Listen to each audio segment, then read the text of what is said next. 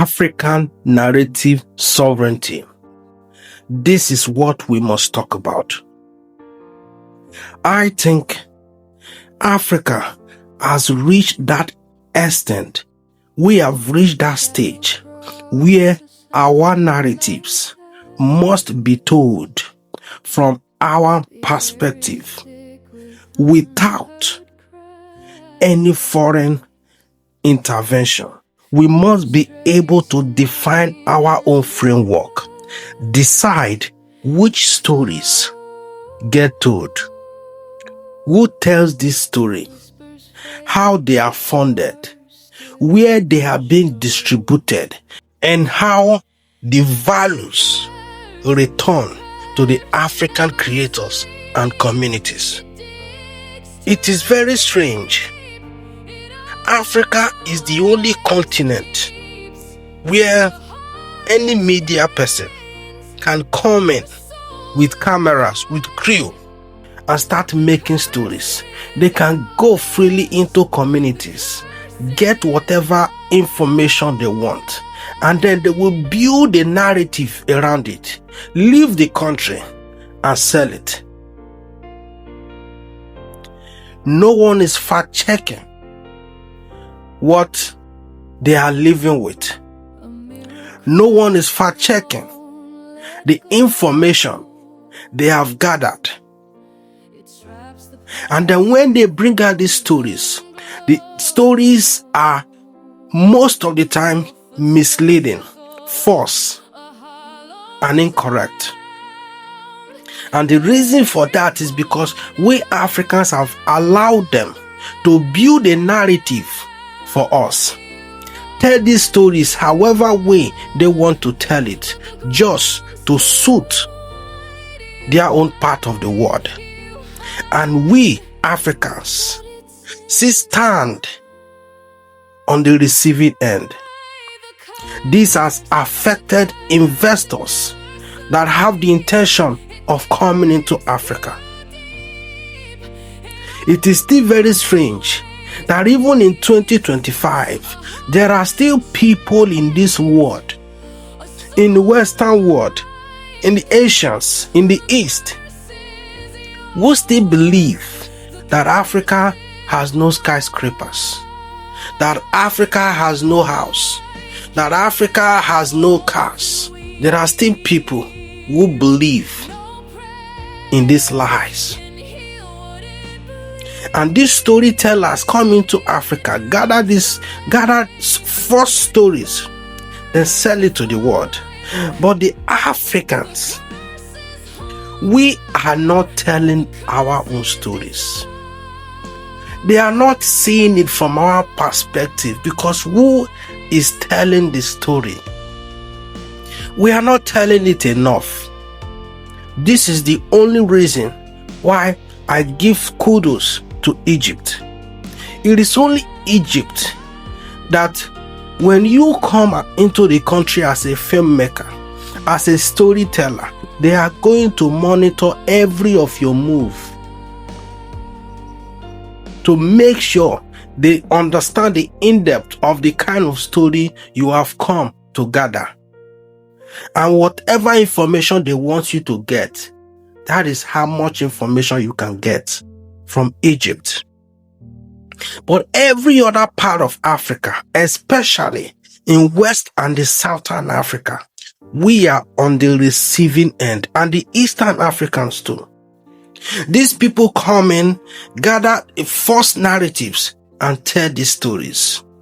I think it is time that African creators, African storytellers, African literature, it is time for us to begin to build our own narrative.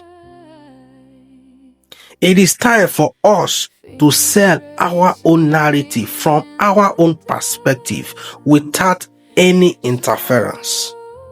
And we, as Africans, we must understand this, that we must build or create the assertion of Africans' right to control and define our own stories.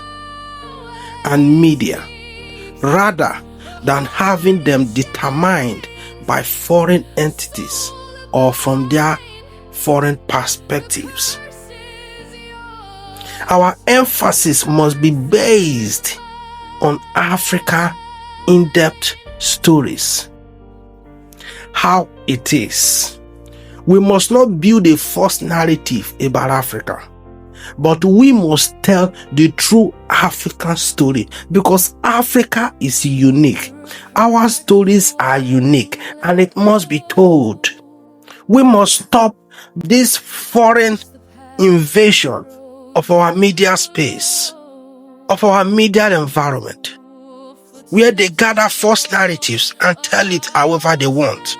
How is this possible that in 2025 that there are still adults in the world who believe that Africa live in forest? How is that possible if these stories were told right? Adults still believe that there are no skyscrapers in Africa, that there are no cars in Africa. Adults. So this is a clear example that the African stories that was told by foreigners have been told falsely. Then we Africans must begin to tell our stories. And we must tell it in the African perspective. We must have this narrative from the African's view. And we must determine who tells these stories. We must determine how these stories are funded to make sure that there are no foreign funding in this storytelling.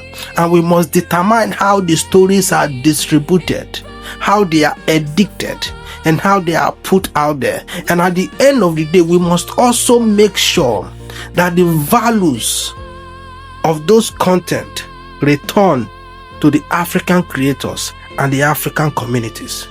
This we must put at the forefront of whatever we do in Africa. When you go to other countries, for example, if you go to Russia, you can't just go to Russia, get information and leave. No. The government will have to monitor every of your move as a storyteller. And whatever information they want you to get, that is how far information you can get. When you go to Turkey, you can't just get information and leave. Whatever information Turkish government wants you to have access to, that is the best you can have access to. And that is the only story you can tell. But in Africa, anyone can come in, even go to deep villages, then go back to wherever they came from. And that is all you will see. They will build a narrative around that and then push it out. People see it and say, this is all Africa can get. And that is what the video or the documentary talks about. This has demarketed Africa. This has demarketed the African economy. This has harmed African people. And it must stop. It must stop. And how can it stop? The government have to intervene.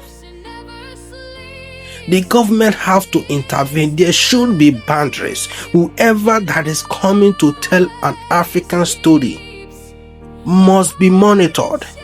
They must be made to sign some certain documents to make sure that whatever information they gather, that is what they are going to put out. They will not go out and then start creating their own narratives. Whatever stories we allow you to get, that is the story you will put out. There should be these laws in place. If African governments are serious, if African nations are serious, this is a beautiful continent. Why are we not telling the story enough? Why are we not selling the African beauty enough? Why are we not putting it out there? But we have allowed over the years these foreigners to come into Africa gather whatever they want, and go out and build the false narratives. And I must say this, I'm not trying to be controversial, but I must say this. I think Africans, we have so much access in getting information of what is going on around the world. Nothing is blocked. And that has made majority of Africans to think that they are inferior to some of these people. That has allowed majority of Africans to think that there are some people in this world that are living better than them, when we should be appreciating everything that is in Africa, because whatever you are looking for out there, it is here in Africa. But we are not seeing that enough. Instead, we are seeing what is happening in the United States. We are seeing what is happening in Europe. We are seeing the elegant hotels, the flamboyant lifestyle of the rich people. We are seeing all these things every day, and we think that we are inferior to these people. That must change. That must change. There are some places you will go now. In most countries in Africa, as a matter of fact, they do not know what is happening. If you go to a country, for example, in Eastern Africa, they may not know what is happening in their neighboring country. If you go to a country like in West Africa, they will not even know what is happening in their neighboring country. But every single detail of what is happening in America, they know it. Every single detail of what is going on in the United Kingdom, they know it. Every single thing that goes on in Russia, they know it. But what is happening in their neighboring country, they do not know it. How developed is their neighboring country is, they do not know it. But they are so interested in what is happening in the United States, in the UK, and in Europe, or whatsoever. And the reason is because the algorithm of what they are seeing on social media, the only thing that keep popping up is what is happening in those Western world. But what is happening around them doesn't pop up. Something needs to be done about this. Africa need to realize that we are the prize. There is no one, I can tell you this, no one on earth is better than me as an African. No one on earth is better than me as an African. I love my continent. I love my country. I adore this continent. There is nothing that can come between me and my continent, Africa. Africa is the gold mine of the world. Why are we not telling our stories enough? Africa is a treasure. We are the prize. We are greater than any continent in the world. But why are we not appreciating this? Why are we not telling our stories enough? Why are we not telling the African stories enough from the African perspectives? Africa has come to stay, and Africa must be the greatest continent in the world. Thank you for watching. This is Course Narrative.